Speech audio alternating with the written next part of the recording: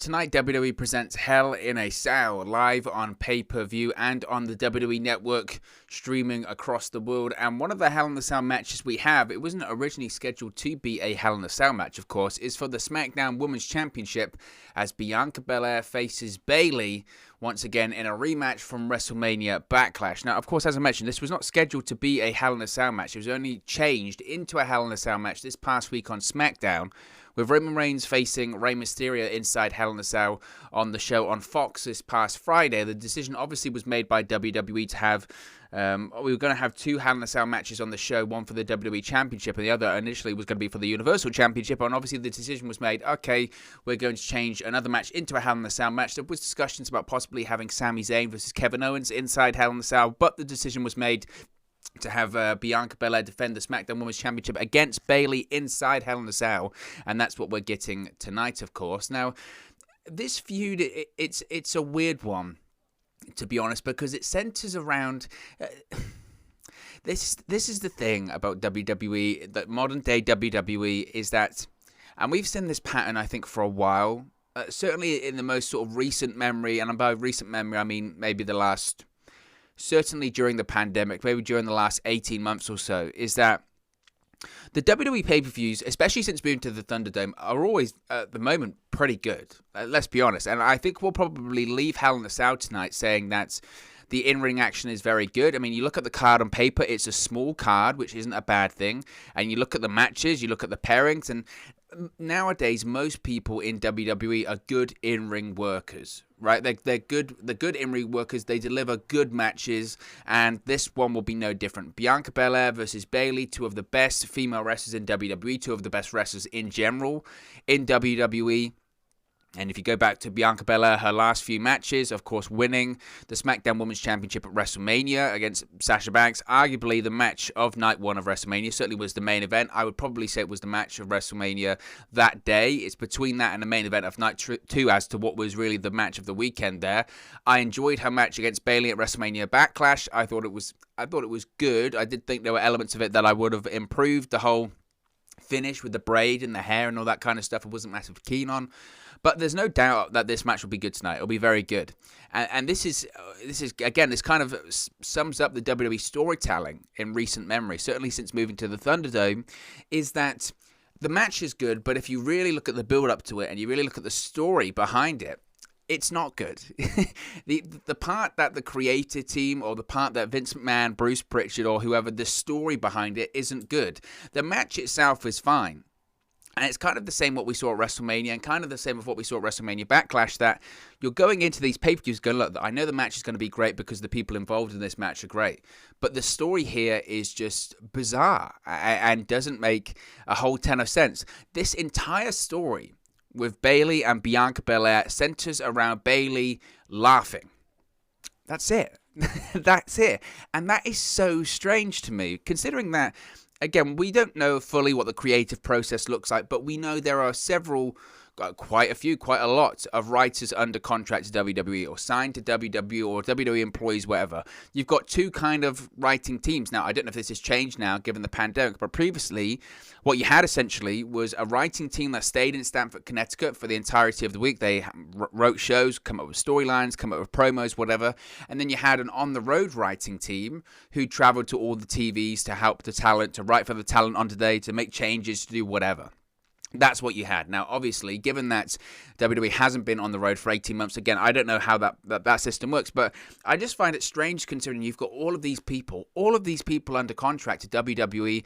They're meant to be creative. They're meant to be coming up with all of these creative ideas and these creative concepts and these storylines and these promos. And the best thing that you can come up with, and the only thing you can come up with, and maybe the only thing isn't a fair analogy, but certainly the best thing that you can come up with, really, is that this whole feud is going to be centered around a laugh. That's it.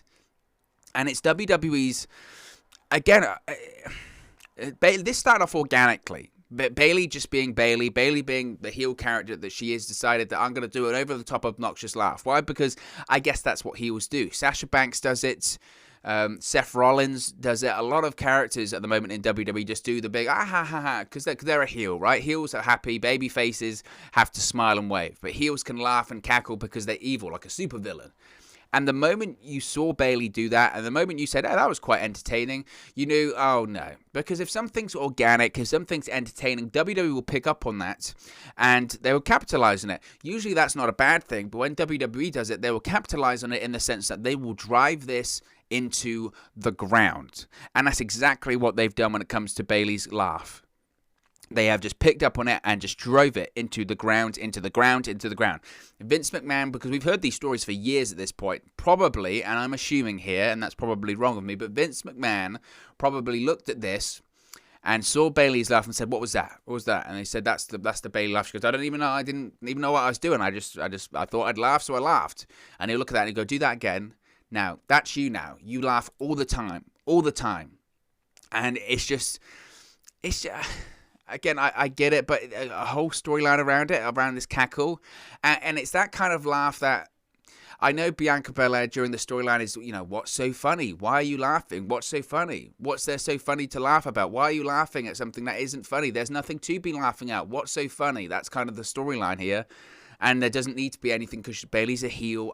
I get it, but it's that laugh when you have to look down the camera and do the whole just a forced laugh, and you watch at home going, ugh. I'm not a fan of it. I'm just not a fan. And like the other week when they did the Thunderdome segment where Bayley was sitting in, I don't know what they called it, but it was almost a shrine to herself via satellite somewhere. In reality, she was backstage in the Thunderdome, but she was sitting somewhere. It was a shrine to herself. And she had all of her moments throughout her career behind her. I like that aesthetic. I thought that aesthetic was good. I thought that was quite good for character building. I did. But then when she's laughing down the camera lens and the WWE Thunderdome, the entirety of the Thunderdome, all of the virtual fans disappear, and the entirety of the Thunderdome turns into Bayley's face laughing, it's just that kind of stuff. And Bayley's hardly a supernatural character in the same vein as Alexa Bliss or The Fiend. Certainly the whole Alexa Bliss Lily thing, I'm so over. I'm so done with. But with the Bayley thing, I don't think it was meant in a supernatural sense. You could argue, again, where's the logic? How can she turn the entirety of the Thunderdome into her face laughing? I don't know how I feel about that one. But it was just... Again, it was just that is another one of those examples of these storylines or angles or segments that WWE are doing at the moment, whereby you go, they've got to get that out of their system, or maybe that's what it is. Maybe they're trying to get it out of their system before they go on the road, because when they go back on the road and they start trying to do that stuff in front of live crowds, they're just not going to have it. They are just not going to have it. And I think to myself, what would the reaction be? What would the reaction be in front of a live crowd that is free to boo or cheer whatever the hell they want? What would really the reaction be if this whole storyline was just centered on Bayley laughing? What would that crowd reaction really look like? What would happen if a segment ended with just Bayley laughing and cackling and cackling and cackling? I think they would boo. I think the crowd would boo quite loudly, actually. And I know that people would say, well, that's the reaction they're going for. Bayley's a heel. And it goes back to this discussion point, I suppose, of what kind of heat is there nowadays? Because I've advocated for both in the past, and maybe that just slightly put me on the fence. But I enjoyed growing up. I enjoyed heels like John Bradshaw Layfield. I enjoyed heels even like Triple H, where the guy was despised and the crowd hated him and they had legitimate heat. And nowadays it's difficult to have that. Nowadays it is difficult to have heat, because if people legitimately don't like you, if you legitimately have heat with the audience, people perceive that as go away heat. Nowadays it's actually really hard to be a heel nowadays. A proper heel. A heel where people don't like you. A heel that on social media people hate your work. People that think your character's boring or whatever. Because every pro wrestling fan nowadays is smart. So it's that weird... Again, this is kind of the weird quasi-universe that WWE and pro wrestling exists in, that you have to be a bad guy and you have to try and generate boos, but not legitimate boos, because if you generate legitimate boos and people don't like you, then people, I guess, aren't going to buy tickets, or they're not going to, I don't know, buy the network, or they're not going to watch your matches. But that's not true, because I think old school heat does still exist. I think a great example of that is Eva Marie. Eva Marie made her return to Raw on Monday. She has legitimate heat. People don't like her. People don't like the opportunities that she gets. People think that she can't wrestle or whatever, or all that kind of stuff. And maybe she can't. But the reaction she generates gets people talking about her and gets people typing out Eva Marie, Eva Marie, Eva Marie on social media, makes her trend. That's a metric of success nowadays. That's a metric of popularity in terms of the eyes of WWE. So it's just a very odd story here. A very odd story. Now, I don't think there's any doubt as to who's going to win this match. Bianca Belair is going to retain the SmackDown Women's Championship here. There is no doubt about that in my mind. This feud is designed to get Bianca Belair over as a credible champion. And you almost feel sorry for Bayley because since being SmackDown Women's Champion for that period of time, she has just become, I guess, the measuring stick of getting people over, right? Whether it's Sasha Banks. I mean, Sasha Banks is over anyway, but before WrestleMania, when Bianca Belair is getting ready to win the Royal Rumble and getting ready to face Sasha Banks eventually at WrestleMania, who does she feud with? She feud with Bayley. This feud with Bianca Belair and Bayley realistically has been ongoing for a while. It's been stop-start, obviously, but it's been ongoing for a while. And it does feel kind of like, okay, we've enjoyed it. It was fun, but, you know, it's time to move on. And Bianca Belair, as I mentioned, there's no way that Bayley wins the SmackDown Women's Championship tonight. I think what they're gearing up towards, of course, is Bianca Belair versus Sasha Banks 2. That match was so good at WrestleMania that I think they want to do it again for SummerSlam.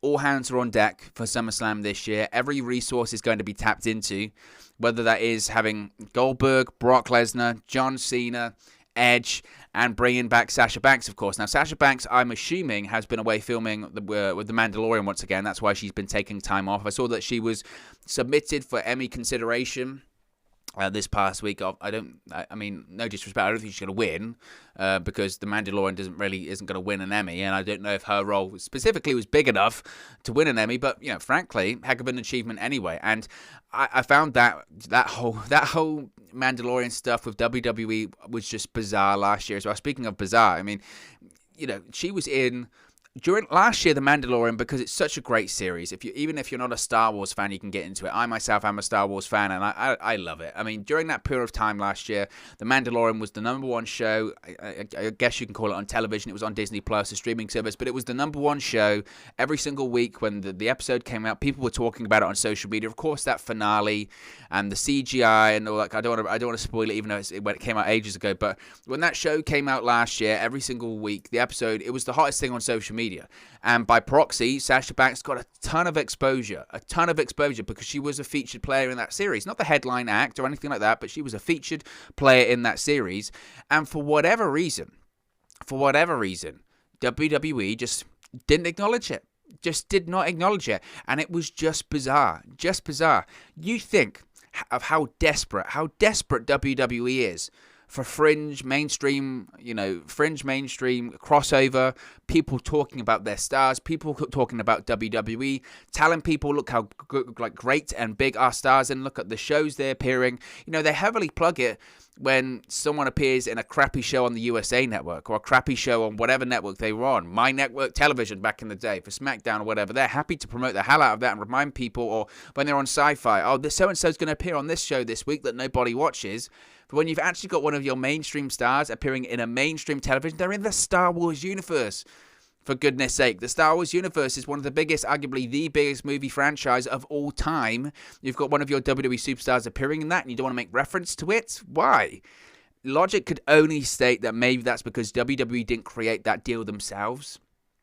And that's the only thing I can think of with that. Because if not, again, to me, I find that just absolutely baffling. Why would you not reference that? Why wouldn't you? Surely you would, but WWE didn't, and who knows? But as far as this one, going back on the topic, because that's a massive tangent, going back to this one tonight again, Bianca Belair is going to retain. I think there's no doubt about that. She's going to retain because, again, they're gearing up for Belair versus Sasha Banks 2 at SummerSlam. That one legitimately is harder to predict. WWE is the king, or in this case, I guess, the queen of 50-50 booking. So you could argue there is absolutely a possibility that Sasha Banks wins back the SmackDown Women's Championship at SummerSlam inside of a stadium. I think they'll continue going with Bianca Belair, frankly. If you were to judge her SmackDown Women's Championship reign so far, what would you give it? I don't know. Probably a C. Maybe that's a bit harsh. The matches have been fine. I'm not complaining at all about the matches. The presentation, again, is fine. I think it's difficult for Belair without a crowd to really, truly see how well she's getting over. Because, again, these are new characters. Someone like Bianca Belair is a newer character, especially in that big premier role in the grand scheme of things. She's a newer character. So it is difficult to really gauge how well she's getting over with the audience. I get the impression she would be popular, but there are layers to Bianca Belair's character that I would like to see fleshed out a bit more. I do think, in credit, WWE have tried to do that in recent weeks when she spoke about overcoming, hurdles and people bullying her, or people trying to bully her when she was younger, saying that she couldn't do this, she couldn't do that, or she was too muscular and she looked like a man and all that kind of stuff. I think that's character building, that's good storytelling, and that adds layers and depth to the Bianca Belair character that I don't think they had previously. So I think that's an improvement. Again, time will tell. It's early to judge on the Bianca Belair character. I would prefer that. Again, I do feel that the promos being scripted for are slightly one-dimensional. The biggest indicator, of course, that Bianca Belair is going to win tonight, and Bayley certainly isn't going to win the SmackDown Women's Championship. Again, it purely because of logic and it just being a very predictable outcome. One of the biggest ways to tell is that Bayley, of course, left Bianca Belair laying this past week on SmackDown, which is, of course, the obvious indicator since the beginning of time when it comes to WWE. Whoever is standing tall, unless in these outliers, if you like Roman Reigns or maybe John Cena, but whoever is standing tall on the go home episode, whether it be a Raw or a SmackDown, they're not winning. They never do. So Bayley being able to beat the hell out of Bianca Belair this week on SmackDown and stand tall with the championship and hold the championship above her head, that might as well have they might as well have come on the screen and said, Bianca Belair wins on Sunday, put all of your money on Bianca Belair is going to win. Because WWE, since the beginning of time, they have always done that. So Bayley's not winning the championship tonight. It'll be interesting to see what Bayley does coming out of this, I think. I think Bianca Belair's route is far more easy to predict and easy to plot, because I think the only option is facing Sasha Banks. The question will be when they begin that, obviously, because I think people keep forgetting, sometimes I do as well, that yes, we are building to SummerSlam. Yes, you have SummerSlam on the horizon in August, but we still have a pay-per-view before then, of course. We still have Money in the Bank, which is on July 17th, of course, and that's going to be inside of an arena. That's going to be in front of live fans. So that in itself is a big event. So what is Bayley and Bianca Belair going to be doing between now and Money in the Bank? And then we'll move on to SummerSlam when it comes to Sasha Banks versus Bianca Belair, which is the only option. The issue is, of course, is that SmackDown, the options are super limited. Super limited. Why are they super limited? Because WWE fired most of the women's division on SmackDown. They released most of them.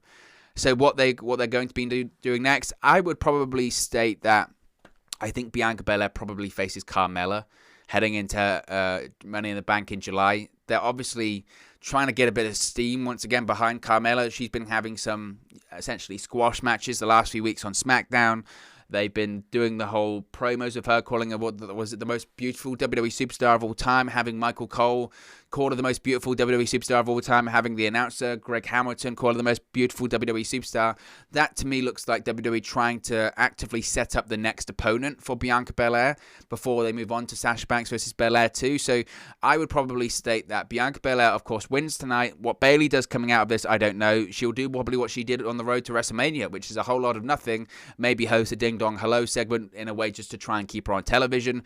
Whereas Bianca Belair, easy for me to say, then I think moves on to feuding with Carmella. That feud will probably happen. That match will probably happen at Money in the Bank. That's a good stopgap to allow Sasha Banks to return. And then you can have Bianca Belair versus Sasha Banks at SummerSlam in August. Now, do I think Sasha Banks is going to return tonight? I would be very surprised. I think you have to stick to the sanctity of being inside the cell, and I think the Hell in a Cell match is a good way to end this feud. Even though this feud, whilst it has been going on for a while, I don't know if it's necessarily truly worthy of being, a Hell in a Cell match. But then the concept of Hell in a Cell and having matches that are worthy of Hell in a Cell, That ended a long time ago, to be honest, so I'm not going to complain about that. But look, guys, as always, this is just one man's opinion. What are your thoughts? Who do you think is going to leave the WWE Thunderdome and Hell in a Cell tonight, the SmackDown Women's Champion? Let me know your thoughts in the comment section below. I'll do my best to respond and reply to all of your comments. Really enjoy interacting with you guys, talking about WWE, AEW, Impact Wrestling, New Japan Pro Wrestling, all things pro wrestling here on the channel. So be sure to get involved in the community. Drop a comment below. All opinions are welcome. If you haven't enjoyed this video, please do smash a like on the like button too. Really does help us out here on YouTube. Got the rankings and get into people's recommendation feeds if they haven't seen our videos previously. But most importantly, if you haven't already, please do subscribe to Wrestle News 365. You can do that by clicking the bottom right corner of the screen right now, or if you wait a few seconds, there'll be a subscribe button at the end of this video along with another video for you to watch. Thank you very much for watching, listening, streaming, or have you come across this video today, and I'll speak to you again very, very soon. Hey guys, thank you for watching, listening, streaming, or however you come across this video today. Be sure to click on the video on the right there to watch our next video, or click the bottom there to subscribe, or the bottom right hand corner. Thank you very much, and I'll speak to you again very soon.